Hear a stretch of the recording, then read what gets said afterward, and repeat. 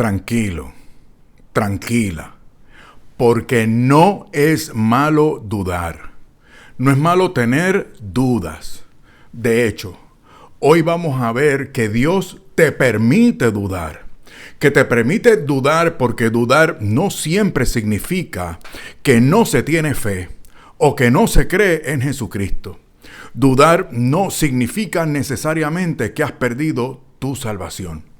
Por eso, insisto, hoy vamos a ver que no es pecado dudar, siempre y cuando la duda sea el resultado de un evento en tu vida que te desconcierta y para el cual no tienes explicación lógica. O sea, que Dios no te va a descalificar porque simplemente tú no puedes sobrellevar un misterio o una situación que te supera por ser sobrenatural e inexplicable. Fíjate en el pasaje de hoy que los discípulos del Señor les pasó esto mismo en Mateo capítulo 28 versículos 16 y 17. Fíjate que ahí, versículos 16 y 17 del capítulo 8 de Mateo, los discípulos ven al Señor resucitado, lo reconocen, lo están mirando. Han llegado a cierto monte de Galilea por instrucción de Cristo, o sea, que también están en obediencia, están obedeciendo y ahí están, lo encuentran y lo adoran. Pero, sin embargo, dice el versículo 17 que dudaban. Entonces la pregunta es, ¿cómo es posible escuchar, ver, obedecer, adorar y dudar a la misma vez? Mira, vamos a ir aclarando esto. Aquí la cuestión es si dudaban de que fuera su maestro que había muerto, que no es el caso, o si ellos eran incapaces de entender cómo era posible o cómo se había llevado a cabo esa resurrección, que es el caso. No dudaban de que fueran Jesucristo, pero como hombres no podían explicar cómo era posible que ese que reconocían como su maestro estuviese ahí. Son dos cosas diferentes. Se relacionan, pero no implica que ellos como hombres, como seres humanos, estén en pecado. Simplemente se está manifestando una imperfección de parte de ellos, una incapacidad de parte de ellos que es a la misma vez o que denota o ejemplifica a la misma vez nuestras deficiencias e incapacidades. Y todo esto enmarcado en el relato de la Gran Comisión. Mira qué interesante. Fíjate en el contexto, versículos 16 al 20. O sea, que a pesar de la aparente duda de ellos, el Señor los comisiona, como quiera los comisiona. Aparte de la duda de ellos, el Señor les asegura su respaldo de Él. Y a pesar de la duda de ellos, el Señor les garantiza que estará con ellos todos los días hasta el fin del mundo. Versículos del 18 al 20. Fíjate, yo no sé qué te parece esto, pero a mí me parece una tremenda buena noticia, porque nosotros que no tenemos una fe perfecta, nosotros los que dudamos y muchas veces desesperamos y nos confundimos, no estamos por eso reprobados ni condenados. Porque a pesar del desconcierto, a pesar de nuestra incapacidad para entender y explicarlo todo, el Señor Jesús sigue con nosotros, sin retirarnos su llamado, su cuidado, su respaldo y su salvación. Alabado sea Jesucristo. Qué mucha paciencia nos tiene el Señor.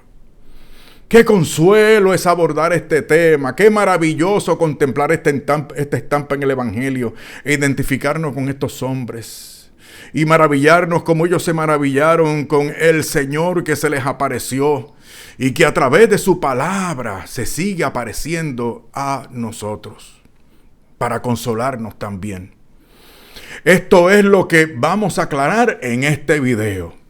Y vamos a motivarnos, a consolarnos con el hecho de que nuestro conocimiento no tiene que ser exhaustivo para tener fe. Nuestro conocimiento no tiene que ser exhaustivo para tener una relación más perfecta con el Señor. Eso es lo que representa esa duda que tuvieron ellos, aquellos discípulos. No es falta crasa de fe, sino un desconcierto, un asombro que se debe a nuestra poca capacidad de entenderlo, comprenderlo y explicarlo todo, como quiera. Este hecho aparentemente contradictorio de reconocer, adorar y dudar al mismo tiempo ha provocado que algunos estudiosos hayan variado las palabras del texto original para excusar a los discípulos que dudan. Por ejemplo, algunos biblistas o traductores bíblicos han propuesto que en vez de traducir que algunos de ellos dudaron, mejor diga, ellos que habían dudado, o sea, como quien dice, ellos los que antes habían dudado. Pero no hay que excusarlos. Digamos vamos a exponer lo que dice el texto, lo más literal y precisamente posible. Los discípulos eran hombres como tú y yo, que también somos hombres. Fíjate en línea con esto que otros biblistas o intérpretes, traductores de la Biblia, de las Biblias, han propuesto que los que dudaron no sean algunos de los 11 discípulos, sino otras personas del rango exterior de discípulos, como otros hermanos que estaban con ellos. Sin embargo, eso no se puede deducir del contexto del pasaje. O sea, que lo más probable es que esos que dudaban, aunque ven y adoran, eran de los 11 discípulos a los que específicamente se refiere nuestro texto. Sin embargo, del texto mismo se desprende que los que dudaron fueron del grupo de los 11 discípulos. Así que no los excusemos a ellos, ni nos excusemos nosotros mismos. Estamos cortados con la misma, a los puertorriqueños, estamos cortados con la misma tijera. Así que a veces queremos cambiar los textos y hacerlo de una manera que ponerlos de una manera que no escandalice, y mucha gente y siempre la intención del Espíritu Santo es poner a los hombres de Dios tal y como son, para que entre otras cosas nosotros nos identifiquemos con ellos. Bueno, pues bien, estudiando esto para ustedes, repasé el comentario que hace la Biblia de Estudio Teología Bíblica sobre nuestro texto de hoy. Y me parece que recoge muy bien lo que de verdad pasó en ese momento. Esa Biblia de Estudio Teología Bíblica, ella acoge la versión NBI o Nueva Versión Internacional, y la frase dice así literalmente: lo adoraron, pero algunos dudaban. Lo adoraron, pero algunos dudaban. Y aquí la explicación que dan los traductores y los comentaristas de esta Biblia acerca de esa frase: lo adoraron, pero algunos dudaban. Cito: también podría traducirse: lo adoraron, pero dudaban. O sea, los 11. Más específicamente. Continúan diciendo, no es difícil imaginar que ante un suceso tan extraordinario como una resurrección, todos o algunos de los discípulos confesaran la deidad de Jesús, o sea, que creyeran en la divinidad, que Jesús era Dios, y al mismo tiempo se sintieran perplejos respecto a lo que había ocurrido exactamente. ¿Ves? No se trata entonces de una duda pertinaz. No se trata de una renuncia, de un alejamiento permanente, sino de una experiencia momentánea de incapacidad para comprender y explicar lo que estaban viendo. Como les puede pasar a cualquiera, a ti y a mí, incrédulos y pobres pecadores. Pues muy bien, ahora apliquemos esa situación a nosotros mismos para nuestro consuelo. Porque este texto es profundamente revelador y nos muestra tanto la humanidad de los discípulos como la paciencia y gracia del Señor resucitado. Aquí ahora algunas claves para entender lo que está ocurriendo. Primera clave: Vamos a ver qué tipo de duda es esa. Es esta. Primero nota que la palabra griega usada para dudaban es distazo, que no significa, escúchame bien, no significa incredulidad absoluta como fue el caso de los fariseos, sino más bien vacilación, que impide su comprensión por la incertidumbre de un asombro que no se puede digerir. Es la misma palabra usada en Mateo 14:31, cuando Pedro camina sobre el agua y comienza a hundirse. ¿Se acuerda? ¿Cuál fue la recriminación del Señor? Hombre de poca fe, ¿por qué dudaste? Pedro creía en el Señor, fue el Señor que lo llamó, fue el Señor que le permitió salir de la barca y caminar sobre el agua, pero se distrajo, ahí flaqueó la fe, no desapareció, pero la fe se redujo, la fe perdió su consistencia y su perseverancia. Y por eso en ese momento, cuando rebajó la capacidad de la fe que tenía, en ese momento comenzó a hundirse. Y por lo tanto, hombre de poca fe. No hombre sin fe, sino de poca fe. En ese caso, Pedro creyó, pero vaciló. Lo mismo está pasando aquí. No es una duda rebelde, sino una reacción humana ante una revelación gloriosa que supera la comprensión inmediata. Como le pasó a Abraham. Abraham no dudó, creyó y le fue contado por justicia. Pero esa fe flaqueó y por eso quiso buscar medios para acortar, como que dice, para ayudar a Dios, ¿no? Para no seguir exactamente por ese proceso de espera tan arduo, tan difícil, tan aburrido, y aceptó la sugerencia de su mujer para que mediante otro método él pudiera tener el hijo de la promesa. Dudó. Amainó, la fe se redujo, no dejó de ser el padre de la fe, pero dudó. Somos hombres. Otra clave número 2 en este caso.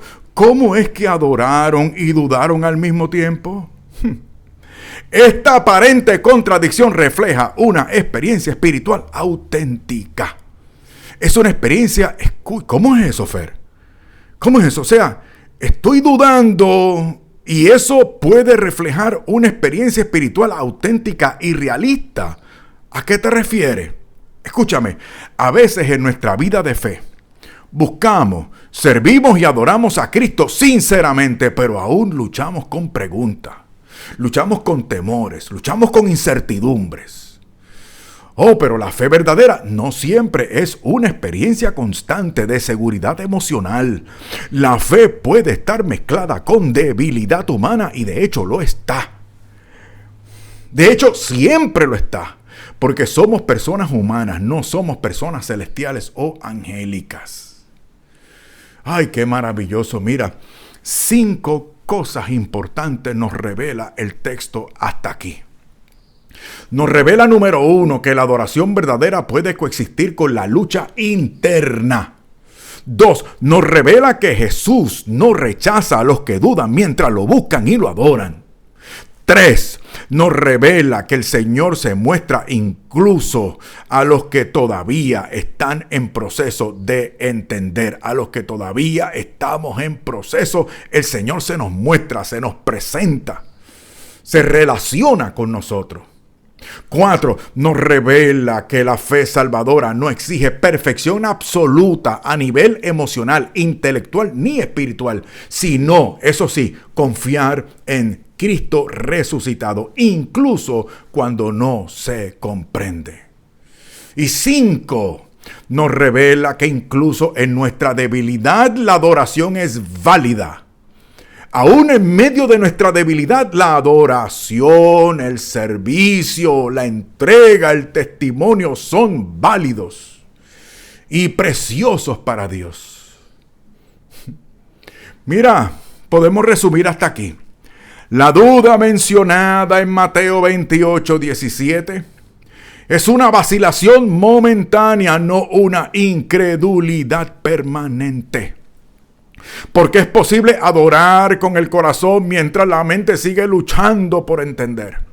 El Señor no rechazó a esos discípulos, sino que al contrario los comisionó. Por eso, ante ese desconcierto, el Señor no se alejó, sino que se acercó a ellos para asignarles la gran comisión, que luego se mira entre los versículos 18 y 20 de este capítulo 28 de Mateo.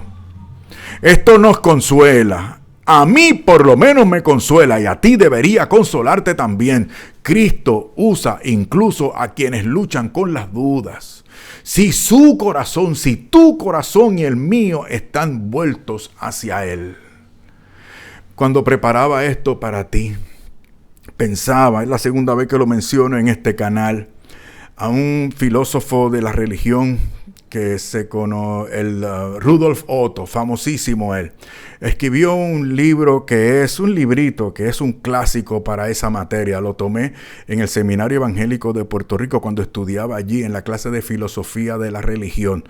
De hecho, fue la clase en la que peor salí, pero fue una de las clases a las que mayor beneficio le he sacado.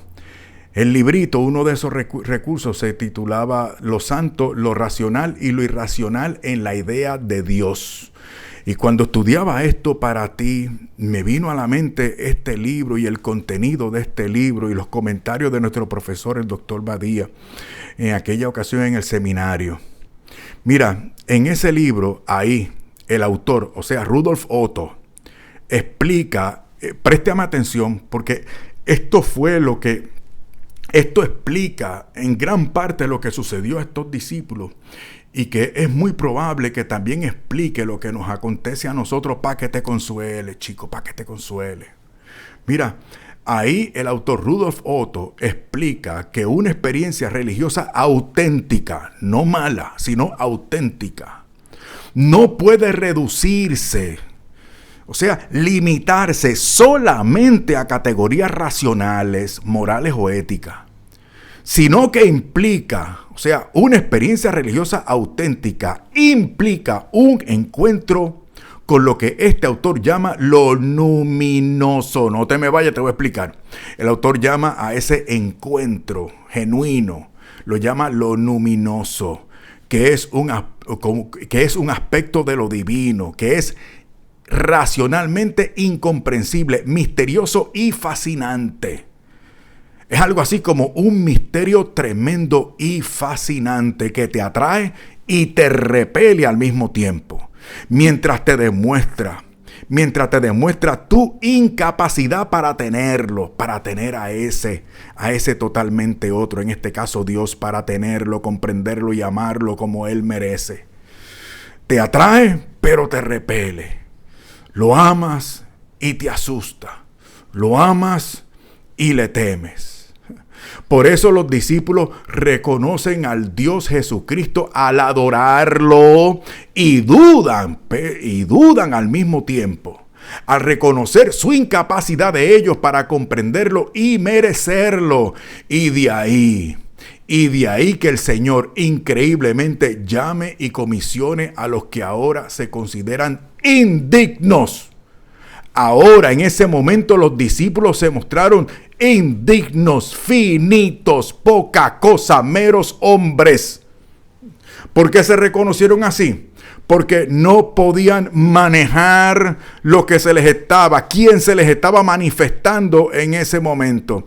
No les cabía la menor duda, creían en Él, era Él, pero no podían explicar cómo era posible que una cosa así se llevara a cabo.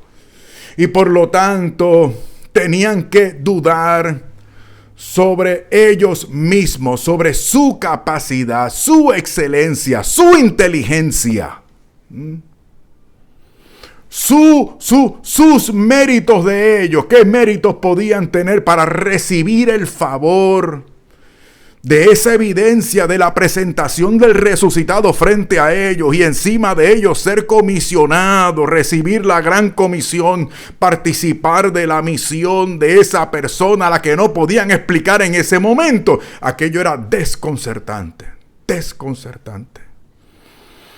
Mira, a veces aunque sabemos quién es Cristo, aunque sabemos sobre su sacrificio y su poder, nos asaltan las dudas, nos asalta el desconcierto y hasta sentimos que no podemos entenderlo todo. Pero hoy te quiero decir que la fe en Cristo no depende de lo que comprendemos. No depende de que lo comprendamos todo, sino de confiar de corazón en quién Él es y lo que Él hizo por ti y en tu lugar durante toda su vida desde que se encarnó en el seno de su madre. Y en su pasión y muerte vergonzosa en aquella cruz, y después de su resurrección y ascensión en gloria a la diestra del Padre para seguir intercediendo por ti. Alabado sea Jesucristo. Mira, dejemos una cosa bien clara. Dudar no te hace menos cristiano. ¿Me escuchaste bien? Repito, dudar no te hace menos cristiano.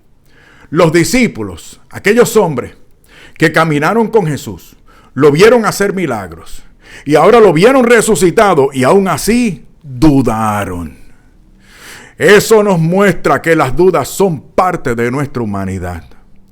A veces miramos las circunstancias, problemas de familia, el trabajo, la salud y nos preguntamos, ¿dónde rayos está Dios en esto? Nos preguntamos, ¿realmente está vivo? ¿Está en control? ¿Está conmigo? ¿A mi lado? Ese de cuya existencia no dudo estará conmigo.